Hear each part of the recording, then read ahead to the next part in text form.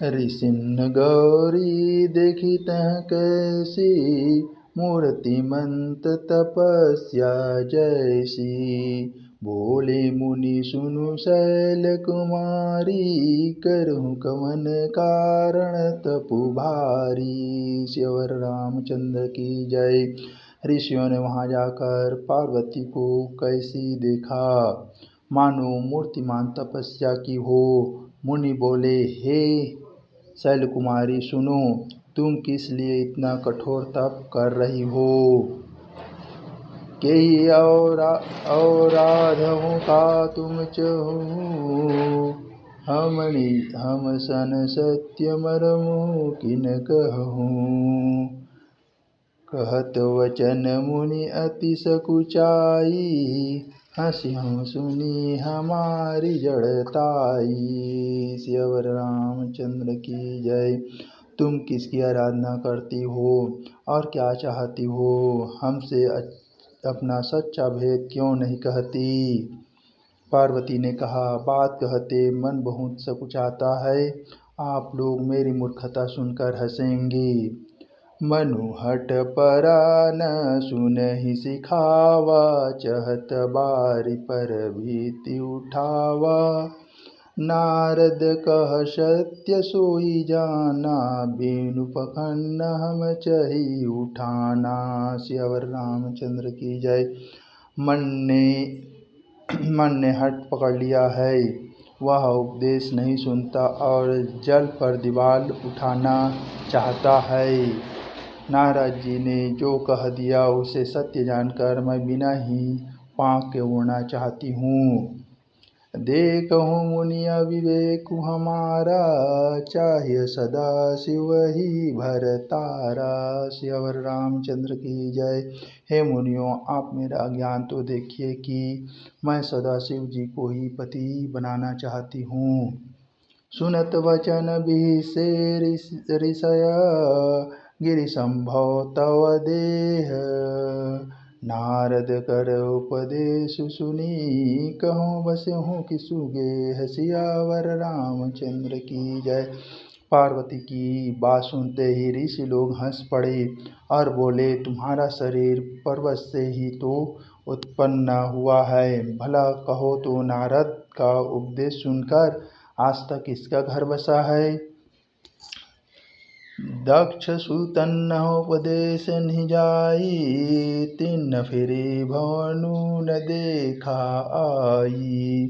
चित्रकेतु कर घरु उनघाला, कनकसी पुकर पुनिय सहाला। श्यवर रामचंद्र की जय। उन्होंने जाकर दक्ष के पुत्रों को उपदेश दिया था, जिससे उन्होंने फिर लौटकर घर का मुँह भी नहीं देखा। चित्रकेतु के घर को नारद ने ही चौपट किया। फिर यही हाल हिरण्यकश्यपु का हुआ। नारद सीख जे सुनहि नर नारी, और सिंहोही तजी भवन भिखारी। मन कपटी तन सज्जन चिन्हा, आप सरिस सब ही चह किन्हा। श्यवर रामचंद्र की जय।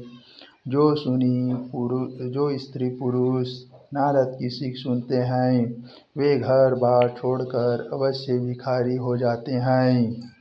उनका मन तो कपटी है, शरीर पर सज्जनों के चिन्ह हैं, वे सभी को अपने समान बनाना चाहते हैं। ते ही के वचन मानी विश्वासा, तुम चाहूं पति सहज उदासा। निर्गुण लीलज कुबेश कपाली, अकुल गेह दिगंबर व्याली। श्यवर रामचंद्र की जय।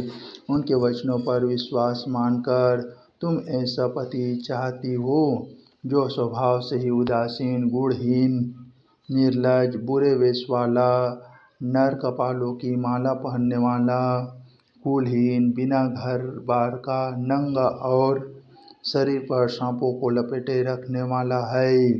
कहूँ कवन सुखु अस बरुबाई, भल भूली हूँ ठग के बौराई। पंच कहे शिव सती विवाही, पुण्य डेरी मराहनी ताही। सियावर रामचंद्र की जय। ऐसे वर के मिलने से कहो तुम्हें क्या सुख होगा। तुम उस ठग नारद के बहकावे में आकर खूब भूली। पहले पंचों के कहने से शिव ने सती से विवाह किया था, परंतु फिर उसे त्याग कर मरवा डाला। अब सुनु अब सुख सोअत सोचू नहीं, भिख मांगी भव खाही। सहज का किन्न के भवन कबहूँ, की नर खटाही। सियावर रामचंद्र की जय। अब शिव को कोई चिंता नहीं रही, भीख मांगकर खा लेते हैं और सुख से सोते हैं। ऐसे स्वभाव से ही अकेले रहने वालों के घर भी भला क्या कभी स्त्रियां टिक सकती है। अजहु मान हो कहा हमारा, हम तुम कहूँ वरुणी कविचारा। अति सुंदर शुचि सुखद सुशीला, गाँव ही वेद जासु जस लीला। सियावर रामचंद्र की जय। अभी हमारा कहा मानो, हमने तुम्हारे लिए अच्छा वर विचारा है। वह बहुत ही सुंदर, पवित्र, सुखदायक और सुशील है, जिसका यश और लीला वेद गाते हैं। दूषण रहित सकल गुण राशि, श्रीपति पूर बैकुंठ निवासी। असबर तुम ही मिलाओ आनी, सुनत बिहसी कह बचन भवानी। सियावर रामचंद्र की जय। वह दोषों से रहित सारे सद्गुणों की राशि, लक्ष्मी का स्वामी और बैकुंठपुरी का रहने वाला है। हम ऐसे वर को लाकर तुमसे मिला देंगे। यह सुनते ही पार्वती जी हंसकर बोली, सत्य कहूँ गिरिभव तनु एहा, हट न छूट छूटै बरु देहा। कनकऊ पुनि पशान ते होई, जारेऊ सहजुन परिहर सोई। सियावर रामचंद्र की जय। आपने यह सत्य ही कहा कि मेरा यह शरीर पर्वत से उत्पन्न हुआ है, इसलिए हठ नहीं छूटेगा। शरीर भले ही छूट जाए, सोना भी पत्थर से ही उत्पन्न होता है, सो वह जलाए जाने पर भी अपने स्वभाव स्वर्णत्व को नहीं छोड़ता। नारद वचन न मैं परिहरूं, बसऊँ भवनु उजरऊँ नहीं डरूँ। गुर के बचन प्रतिदिन जेहि, सपने सुगम न सूत सिधि तेहि। सियावर रामचंद्र की जय। अतः मैं नारद जी के वचनों को नहीं छोड़ूंगी, चाहे घर बसे या उजड़े, इससे मैं नहीं डरती। जिसको गुरु के वचनों में विश्वास नहीं है, उसको सुख और सिद्धि स्वप्न में भी सुगम नहीं होती। महादेव अवगुण भवन, विष्णु सकल गुण धाम। जेहि कर मनुरम जाहि, सन तेहि तेहि सन काम। सियावर रामचंद्र की जय। माना कि महादेव जी अवगुणों के भवन हैं और विष्णु समस्त सद्गुणों के धाम हैं, पर जिसका मन जिसमें रम गया, उसको तो उसी से काम है। जो तुम मिलते हूँ प्रथम मुनीसा, सुनती हूँ सिख तुम्हारी धरी सीसा। अब मैं जन्मु शंभो हितहारा, को गुण दूषण करे विचारा। सियावर रामचंद्र की जय। हे मुनीश्वरों, यदि आप पहले मिलते तो मैं आपका उपदेश सिर माथे रख कर सुनती, परंतु अब तो मैं अपना जन्म शिव जी के लिए हार चुकी, फिर गुण दोषों का विचार कौन करे। जो तुम्हारे हट हृदय विशेषी, रही न जाय बिनु किए बरेसी। तो कौतिक न आल सुनाही, बर कन्या अनेक जग माही। यदि आपके हृदय में बहुत ही हठ है और विवाह की बातचीत किए बिना आपसे रहा ही नहीं जाता, तो संसार में वर कन्या बहुत है। खिलवाड़ करने वालों को आलस्य तो होता नहीं, और कहीं जाकर कीजिए। जन्म कोटि लगी रगर हमारी, बरऊँ शंभु न तरहु कुमारी। तजहु न नारद कर उपदेशु, आप कहीं सत बार महेशु। सियावर रामचंद्र की जय।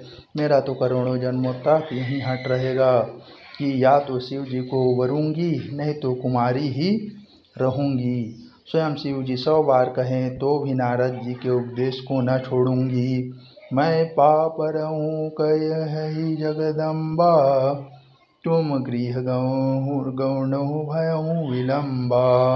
देख प्रेम बोले मुनि ज्ञानी, जय जय जगदम्बिके भवानी। सियावर रामचंद्र की जय।